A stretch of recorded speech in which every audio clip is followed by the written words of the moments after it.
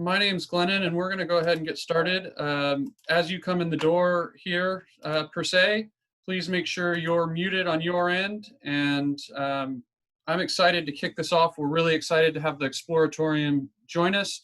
For those who have not joined us for a lunch bite before, our goals with starting this webinar series were really to support and connect our STEAM community, to share out ideas and actionable resources, and generally speaking, highlight the great and amazing work of educators around our state and the country to support students. I'm really excited to see people joining, and we have an international group today, which is amazing, and we have people from all over the state and from all over the United States. I'm going to quickly share my screen for just a moment, and we'll go over some Zoom logistics. And then I'm going to pass it off to our co-host, Karen. So again, for Zoom norms and logistics, first and foremost, we are going to do an activity later in this episode. And so if you don't have a sheet of paper nearby, make sure to grab one. Please, we're going to have a lot of people in this call. We've got a couple hundred in now, and more are still joining. As you come in, please make sure you're muted. We do love seeing everyone, so please turn on your video. Because we have such a large group, please submit questions via the chat and remain muted. At the end, please take a feedback survey. And in terms of format, we're getting started now. We will conclude, for lack of better words, formal programming right at noon, but the co-host and our guest speaker will stay on the line to answer a few questions at the end past noon if there are questions. With that, I'm going to stop sharing my screen and turn it over to my co-host, Karen Warner. Thank you so much, Glennon. I want to welcome everybody. It is really exciting to get to share with you today Eric Muller, who is from the Exploratorium. And as we get going, I just wanted to share out with you what you can expect with Eric. Give me just 1 second. So we are going to have a quick demo today. We're going to have some conversation. You're going to actually get started making something, so you can see what that would be like from a learner point of view. There'll be some takeaways, some great resources, and we'll have question and answer via the chat. So thank you so much for joining us. And I would like to now introduce Eric Muller from the Exploratorium. He is the senior science educator there at the Exploratorium in San Francisco. So welcome to Eric. Hi, everybody. I'm coming to you from my shed in my backyard in San Francisco. As you see, I have the Golden Gate Bridge behind me, and I'm actually going to take that off right now so it doesn't mess up with any other videos. Hey, Karen, is there any way to just do a spotlight on my image for the keynote? So you're saying if you want to go to speaker view? I mean, speaker view, yeah. So on speaker view, but if there's any way you could spotlight mine, because so I can, is everyone able to see me? Spotlight on that one? Oh, okay. You're spotlighting on mine. Okay, that's great. So,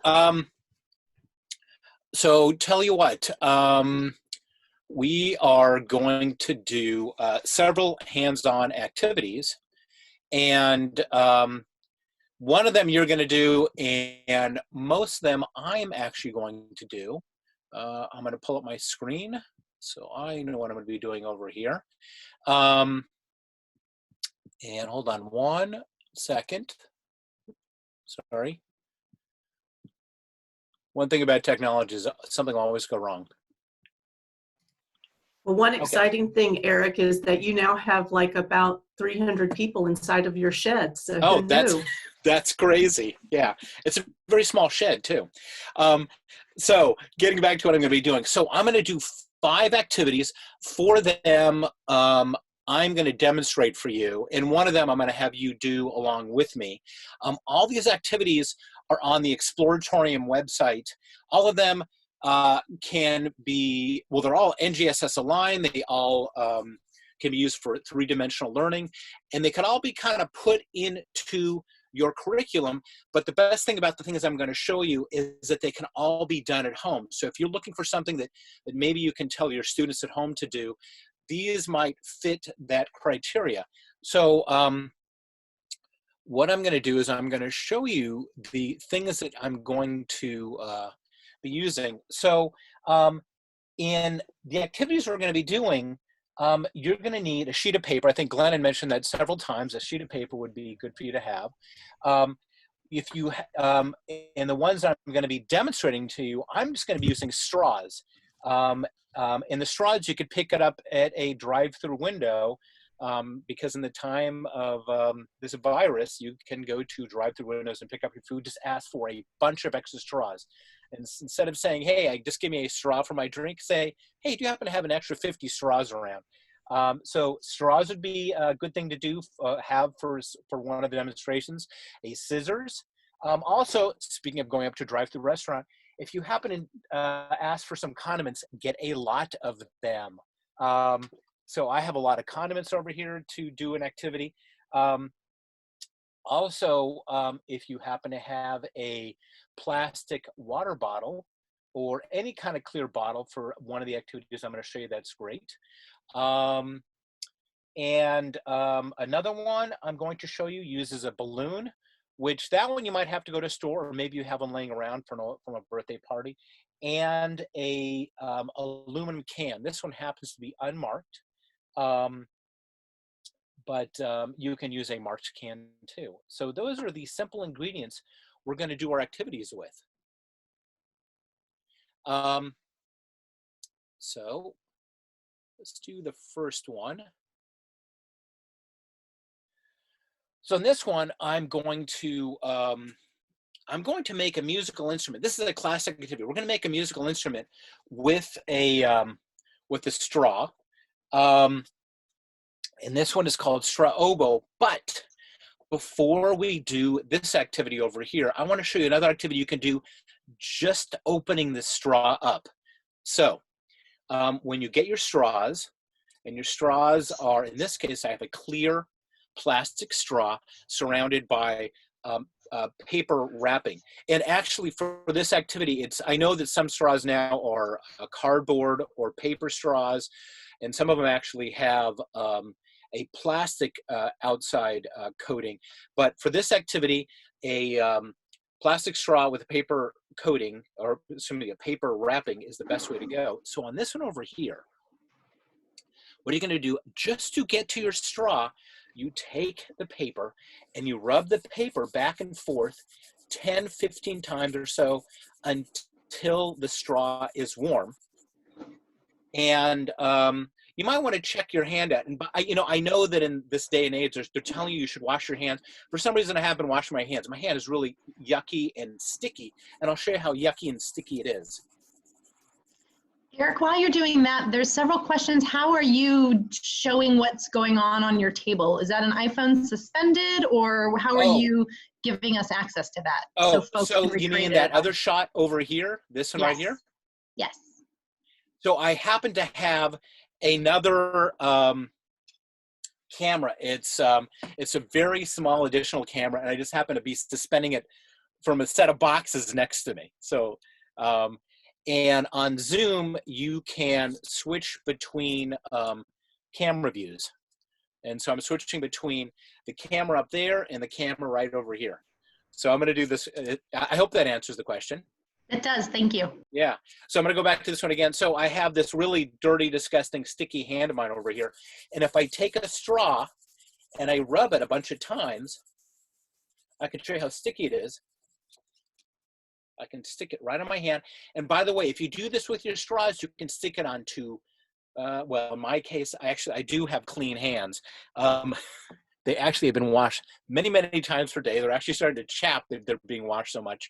But just to let you know, if you do this, you'll actually realize that you're actually making a static charge. It turns out that when you rub two dissimilar materials together, you can generate static charges. In this case, the paper gets positively charged and the straw gets negatively charged. And behind me, I have foam for sound insulation, so I can't stick it to that. It's just a little hard.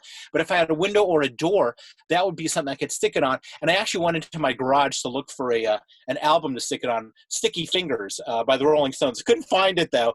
But I did find my teenage dance house party from the 60s. So try this, stick it on an album, stick it on a door, and see what the power of static electricity is.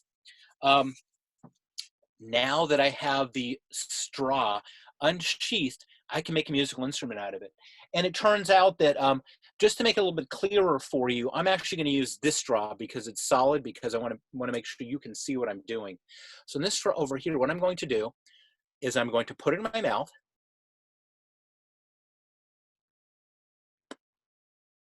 I'm going to flatten the straw, and this is a classic activity. This one's been around for a long time. I used to do this when I was a classroom teacher, and virtually every year I would show the kids how to do it. I would get complaints from the parents saying their kids are running around the house, annoying them with this musical instrument. So very successful. So now that you flatten it out with your teeth, oh, by the way, do not share your musical instruments. You're going to cut the tip of your straw, but don't make it pointy on the end.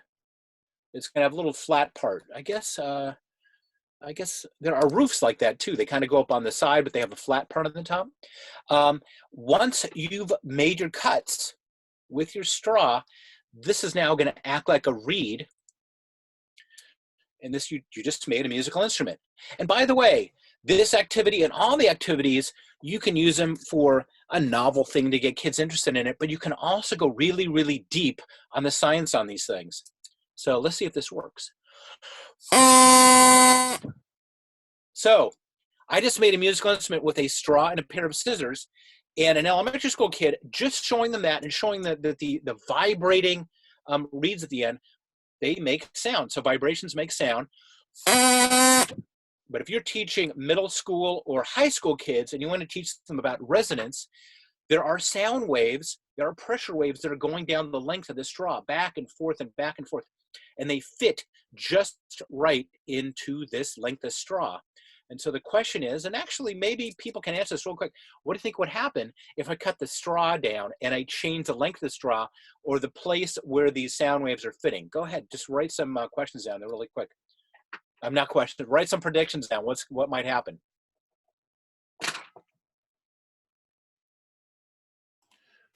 We've got a couple people saying that there's going to be a higher pitch.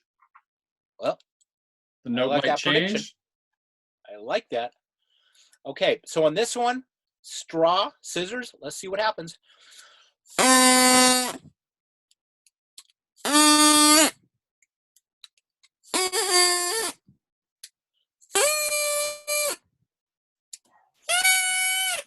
Just so you know, it's a good thing I'm in this shed. So yeah, indeed, the pitch went up. So the next question is, I have two straws I put together. What do you think is going to happen now? I pre-made this one. So what do you think will happen now? Oh, by the way, just to let you know on this one, I can move this straw back and forth. Let's see.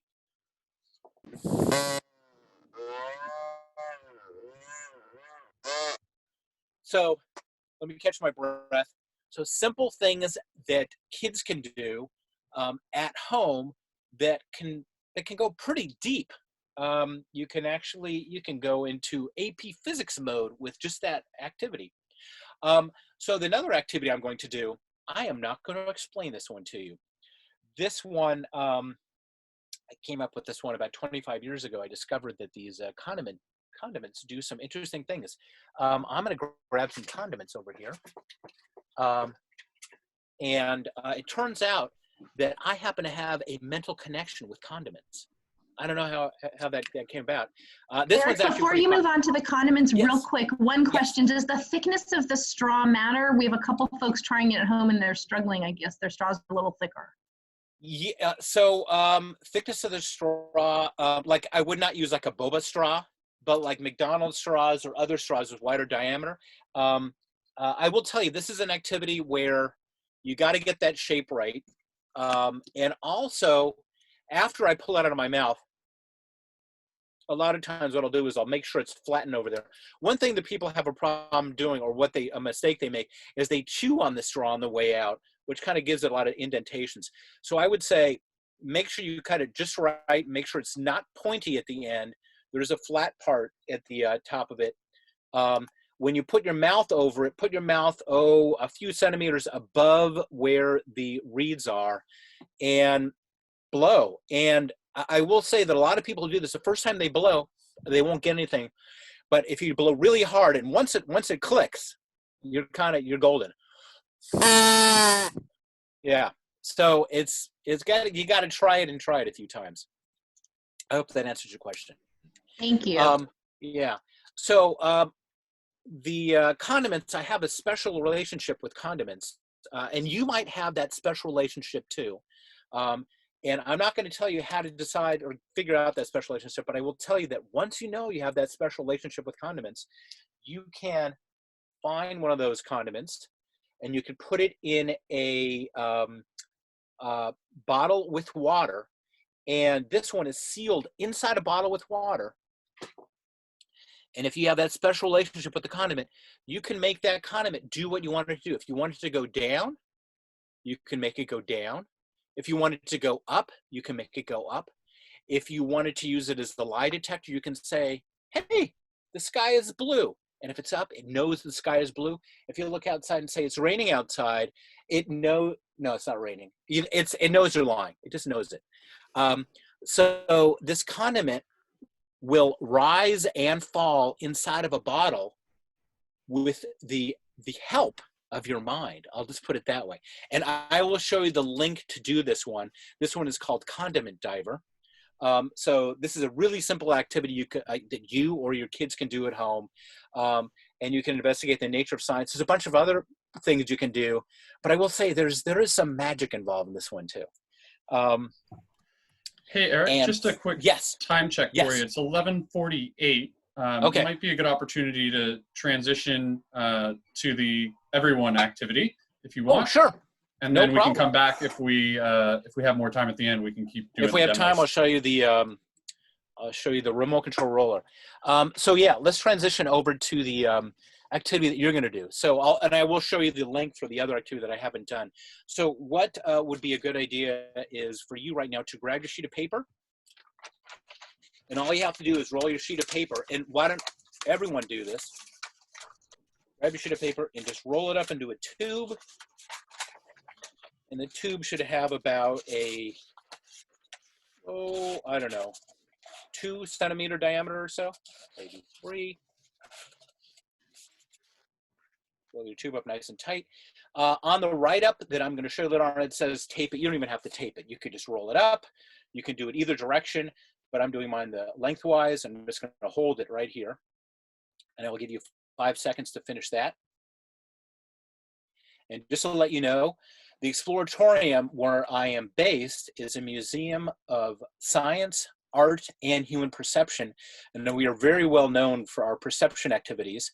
And this one is a perception activity. So what you need to do now, or what you should do now, is you are going to take your 2 eyes, and with your 2 eyes, you are going to look one at your hand, and through the other one, you're going to look through your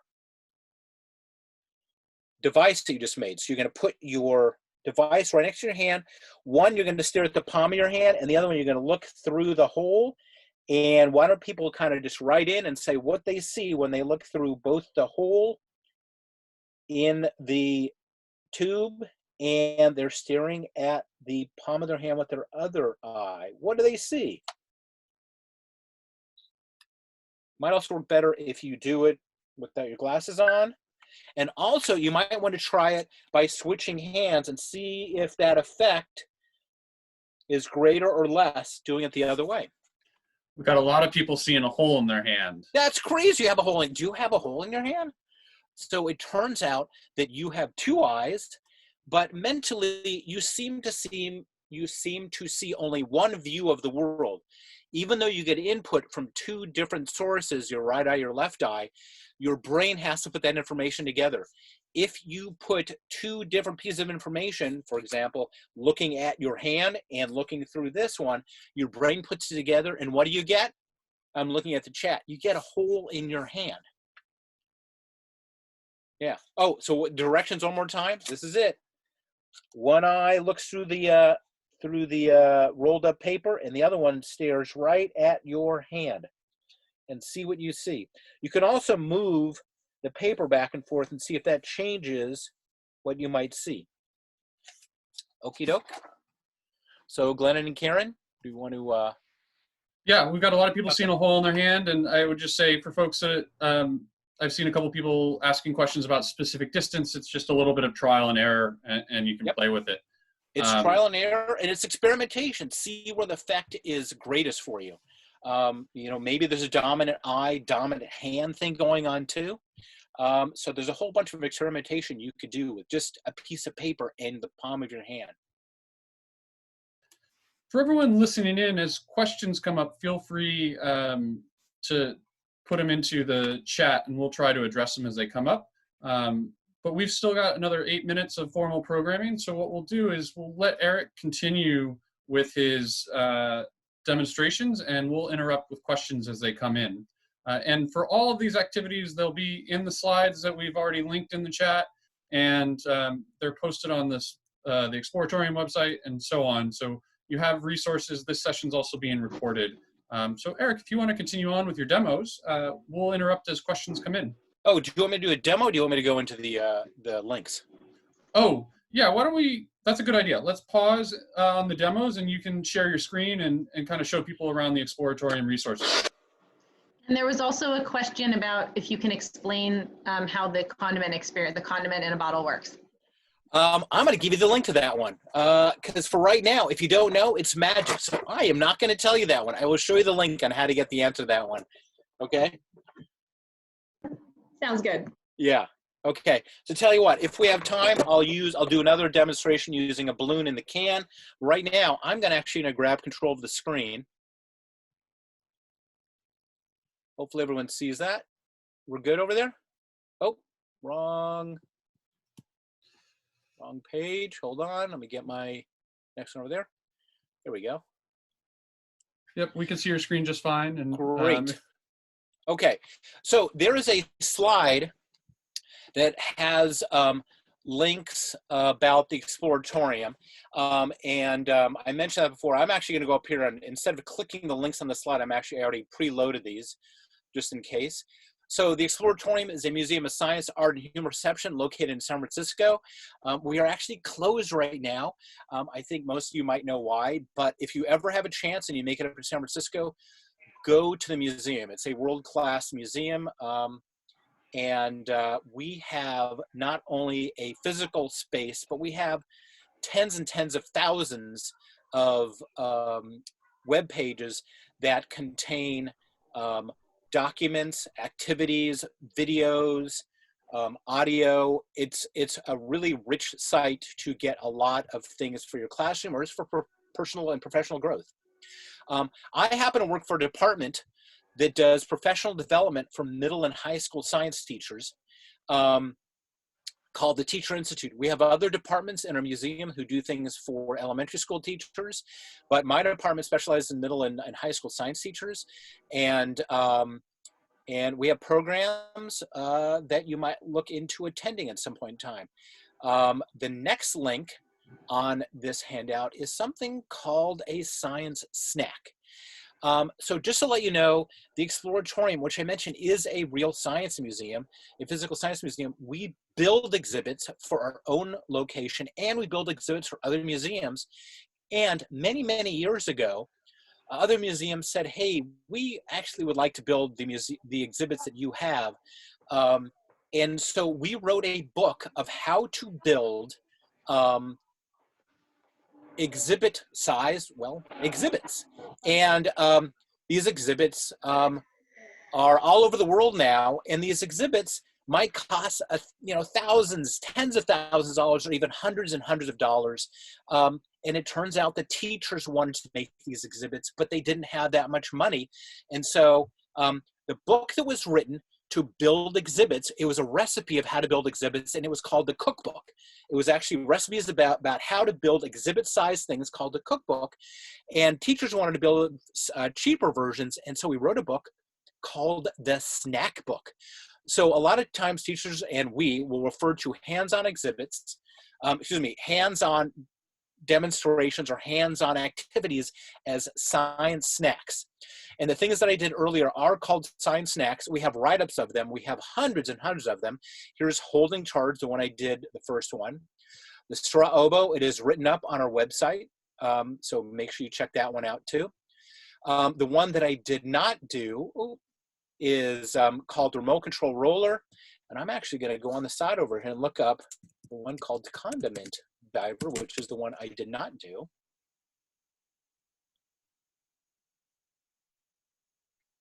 Oh, come on. And so here's condiment diver over here. And I don't want to give too much away on that one, but definitely go see that one. There's a link to that one over there. And the last one we did is called Hole in Their Hand. All of these things have very well edited write-ups, and many of them also have videos to show you what to do. Lastly, we have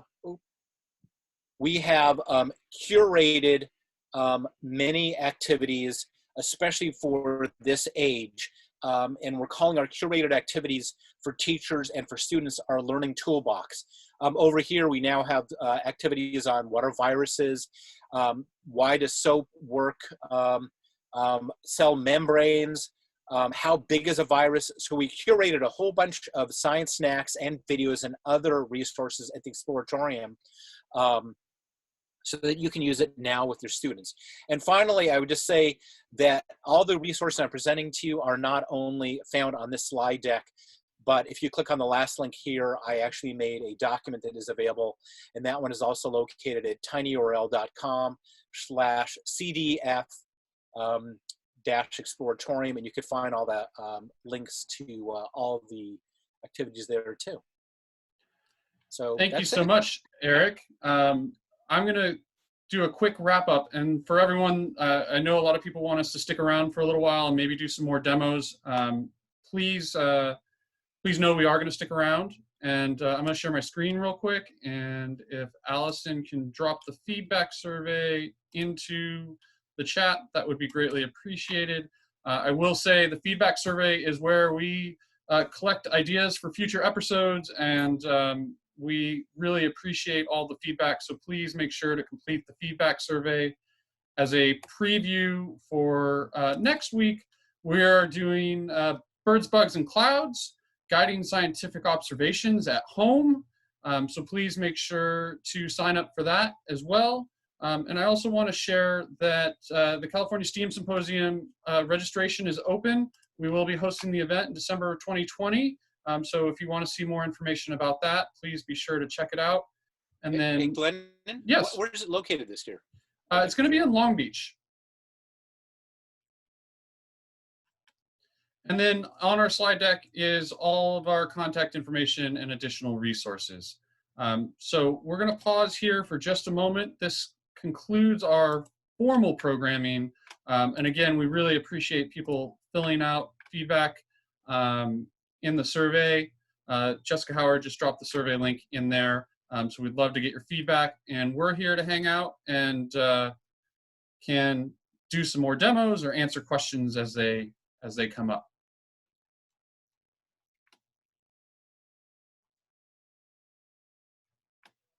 I'm seeing one question about when will the call for presenters be for the STEAM Symposium. We will be doing the call for presenters in the upcoming weeks, so you should receive an email about that.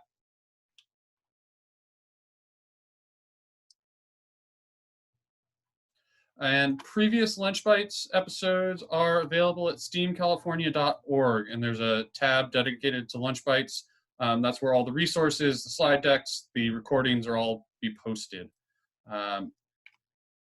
And I'm seeing a request for additional demos. Do you want to do the roller controller? Sure, I'll do that one. Yeah. So tell you what, I'll do this one really quick. So what I did is I blew up the balloon. And this one let me see, I have to use my hair because I have to get two dissimilar materials. And so I happen to have a rubber over here, and I have hair over here, and I'm going to rub the balloon on my head. And as you can see, as many have ever seen, actually that's working pretty well. I can just sit and do that. So if I rub my hair, I create a static charge over here. And what I'm going to do is I'm going to switch cameras. And hopefully you can see this one. And I'm going to take my piece of paper off of here. I'm going to put the can down here, and I'm going to rub my hair one more time. I'll get it in there. I'm rubbing it. I'm going to put right where I rubbed it, right up, right near the can. And it turns out I can make this can roll by putting the balloon right next to it. I'm not blowing on it. I'm not touching it. I'm actually several centimeters away from it. And I will tell you one thing about this one is that I know that people are coming from all over the country. In California right now, it is actually very dry, very low humidity. This activity, static activities in general, don't work too well in a lot of humidity, but this one, very low humidity, this is working really well. And I've actually, when I've taught this to teachers and to students, I've actually done relay races where we pass this thing and we've tried to see how far we can make this can go. And one more aspect to it, and let me see if I can do this one, is, oh, let me pull this. You can even, in theory, take your straw. You can charge that up. Let's see if it's going to work with just a straw. So it's a straw wrapped in paper and an aluminum can. And it's working with this too. It's all based on static electricity. And you can do this with small kids, and it's just amazing, and it gets them excited. But you can also do it with, like AP physics kids. You can do it with college kids, because what you're doing is you're driving the charges to the opposite side of the can, and you're inducing a charge. It's actually very sophisticated as to what's going on in this thing. So that's one more activity. Thank you so much, Eric, for sharing. While we've got the group here, or if there are any questions, please feel free to type them into the chat. Again, Allison just dropped the feedback survey into the chat. We greatly appreciate your feedback. It is how we decide to do content for future episodes. And please sign up for next week. And we'll hang out for a couple more minutes and see if any other questions come up. Lisa Witt just asked, how do you sign up for next week? The link was put in the chat. It'll also be in our recap email. We'll have the link for next week as well.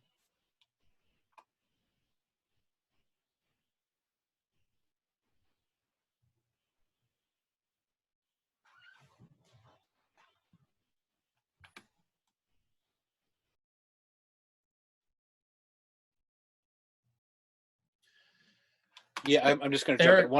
One of the person says, does SNAC have a specific breakdown as how to engage learners of different ages and class types? So right now it's just written for a general audience. We actually have the elementary school group actually trying to modify it for elementary. But if you read the thing, they're actually fairly well written, and they're easy to not only digest for you, but you can kind of pick and choose how you want to present it to other grades and various levels. You can do it with a minimal amount of science content, or dig really deep into it. And just to reiterate, all of them are, or most of them are aligned to the NGSS standards as well. Yep. So that's another way in which you can look at how to sort and use the different activities. Yeah, yeah, and they're all three-dimensional. You can experiment with them. You can do the SEPs. You can find out patterns of why things are doing what they're doing. You can do cross-cutting concepts, and they meet a whole bunch of the DCIs.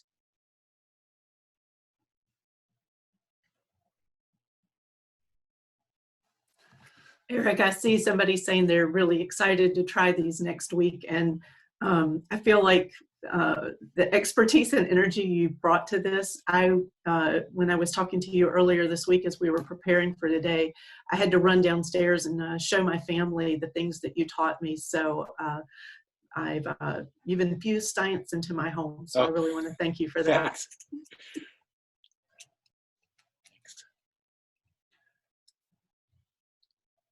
Okay, we're going to hang out for another minute or two and see if any other questions come. But again, want to really say thank you again to Eric and the Exploratorium for sharing your expertise. And thank you all for coming and participating with us. It was really exciting to have such a large group that was international and included a bunch of states around the country.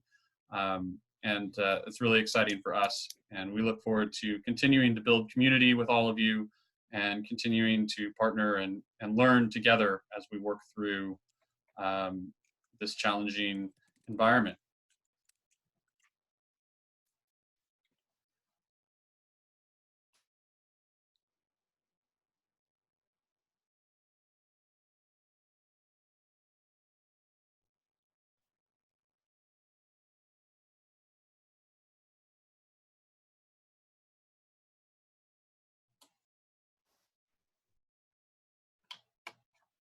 Lots of positive feedback. We had a 6-year-old completely engaged in our webinar. That's exciting to hear. And we had others excited to try this with second graders and other grade levels. And again, this concludes our formal programming. We're hanging out to answer any last-minute questions that people may have, but we don't have any more programming per se. So we're here to be a resource to you, and we'll hang out for the next 2 minutes and look forward to connecting with everyone again next week.